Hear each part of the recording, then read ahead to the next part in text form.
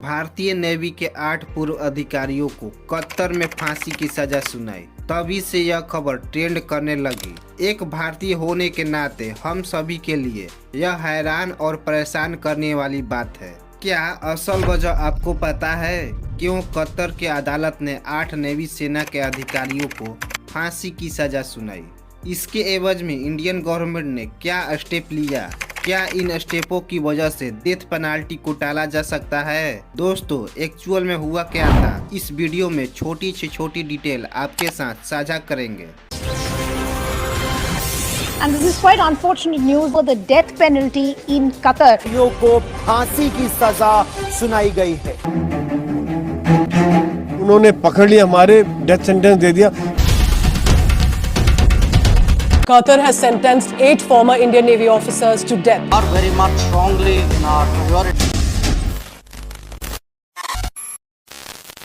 इस एपिसोड की कहानी 30 अगस्त 2022 से शुरू होती है, जब 8 नेवी ऑफिसर्स अपने एक्सपीरियंस के बदौलत धारा ग्लोबल टेक्नोलॉजी के थ्रू कतर के नेवी को ट्रेंड कर रहे थे। इसके बाद कतर के इंटेलिजेंस एजेंसी इन 8 नेवी ऑफिसर्स के घर जाती है और रात में ही पहुंचती है। कहती है कि कुछ अर्जेंट नेवल एक्सरसाइज करनी है, उसके लिए आपको चलना पड़ेगा। इनमें से एक ऑफिसर्स ऐसे भी थे जिनको उसी दिन इंडिया वापस लौटना था, लेकिन वह इस कॉल की वजह से उनके साथ चले जाते हैं। जब यह 8 नेवी ऑफिसर्स इन कतर की इंटेलिजेंस एजेंसी के साथ जाते हैं तो कतर के ऑफिसर्स इनको ले जाने के बाद जेल में डाल देती है। और जेल भी ऐसी होती है जिनमें उन सभी नेवी ऑफिसर्स को सेपरेट अलग अलग रखा जाता है। उनको आपस में बात भी नहीं करने दिया जाता है। साथ ही साथ इंडियन गवर्नमेंट को कुछ भी नहीं बताया जाता। 1 महीने तक किसी को यह पता नहीं चलता कि ये सभी ऑफिसर्स जेल में बंद है। 1 मंथ के बाद पाकिस्तान के न्यूज एजेंसी ने इस खबर को ब्रेक करती है कि इंडिया के 8 नेवी ऑफिसर्स को कतर के जेल में बंद किया गया है स्पाई के लिए। इस न्यूज के मिलने के बाद 8 नेवी ऑफिसर्स के फैमिली उनके पास पहुंचने की कोशिश करती है और ट्राई भी करती है उनसे मिलने की, लेकिन उनको मिलने नहीं दिया जाता। उसके बाद जो घर वाले थे वह इंडियन एम्बेसी को कॉल करती है और काफी जद्दोजहद के बाद 1 अक्टूबर 2022 को दोहा में जो इंडियन एम्बेसी थी उसके ऑफिसर्स कतर के इंटेलिजेंस ऑफिसर्स के पास जाती है और इस मीटिंग के बाद उन्हें और उनके फैमिली को बात करने का एक्सेस मिल जाता है।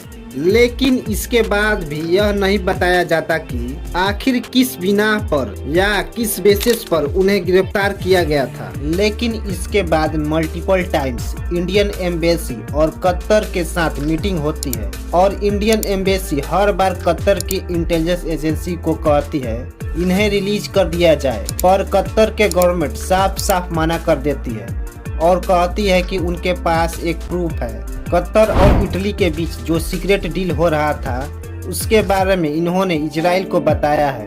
उसके बाद वह यह भी कहते हैं कि वह जितने भी चीजें बता रहे हैं वे सारी चीजें इलेक्ट्रिक कम्युनिकेशन से ब्रेक किया गया है। जितने भी इंडियन नेवी के ऑफिसर्स हैं वे कतर के अंदर स्पाई कर रहे थे और इजराइल को सारी डिटेल भेज रहे थे। दोस्तों, कतर के अंदर ये सारी चीजें चल रही थी और इंडिया के अंदर उसके बारे में ज्यादा कुछ नहीं मालूम था।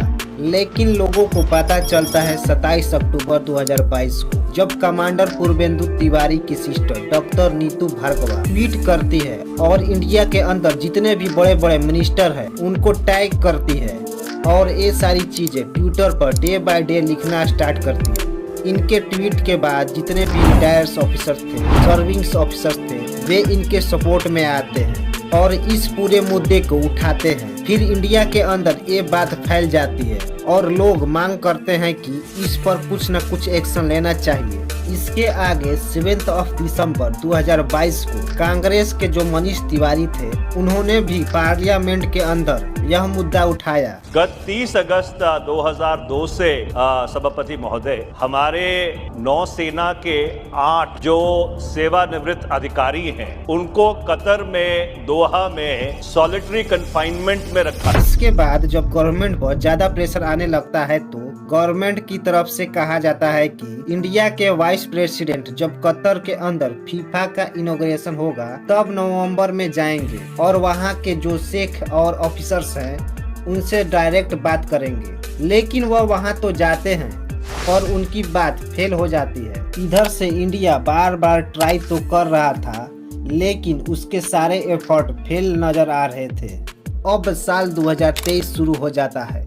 इंडियन ऑफिसर्स की जो लास्ट बेल की एप्लीकेशन थी 15 मार्च 2023, वह भी डेट समाप्त हो जाती है और इसके 10 दिन बाद 25 मार्च 2023 को इन नेवी ऑफिसर्स के खिलाफ जो चार्जेस थे वह सबमिट होती है। चार्जेस सबमिट तो हो जाती है पर किसी को यह नहीं बताया जाता कि चार्जेस क्या है। इनफैक्ट इनके फैमिली को भी नहीं बताया जाता। इन सभी चीजों के कोर्ट में सबमिट होने के 4 दिन बाद 29 मार्च 2023 को ट्रायल शुरू हो जाती है कतर के कोर्ट में।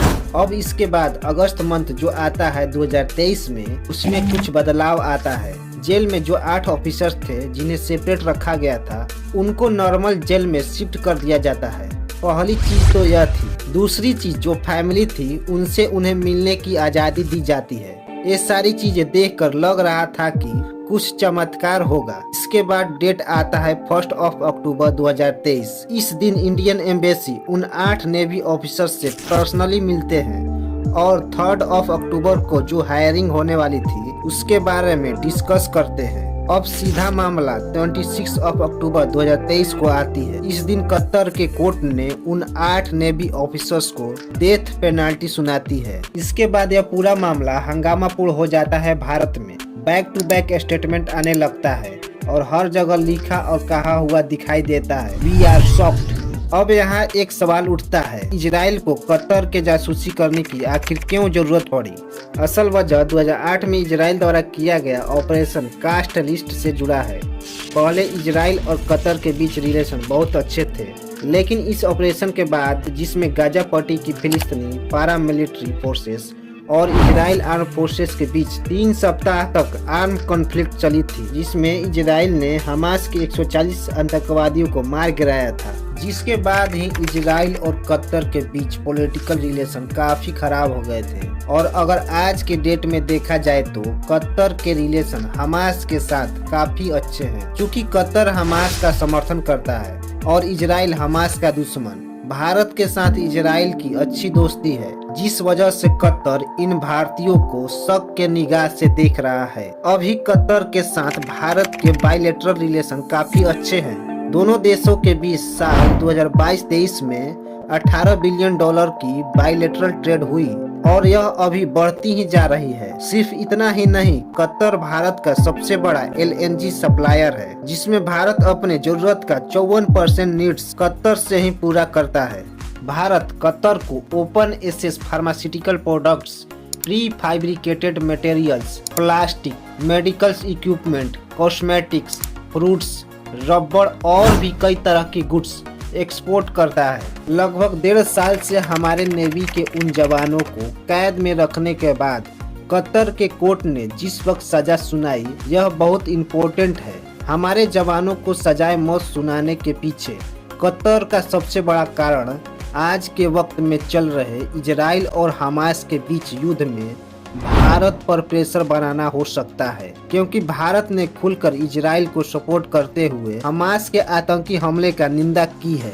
इस खबर को सुनकर भारत के मिनिस्ट्री ऑफ एक्सटर्नल अफेयर्स की तरफ से इसे ट्वीट करके डीपली शॉकिंग बताया गया है और हमारे जवानों को वापस लाने के लिए MEA के सीनियर ऑफिसर्स कतर पहुंच चुके हैं। ऐसे कई रास्ते हैं जिनकी मदद से भारत सरकार हमारे जवानों को अपनी वतन वापस ला सकती है, जिनमें पहला आता है 18 दिसंबर। दरअसल 18 दिसंबर को कतर का नेशनल डे मनाया जाता है। कतर में हम देखें तो एक परंपरा रही है, नेशनल डे के मौके पर वहाँ के शेख कुछ कैदियों को माफ कर देते हैं। दूसरी केस में यह हो सकता है हमारे prime minister Narendra Modi Qatar के शेख से बात करें।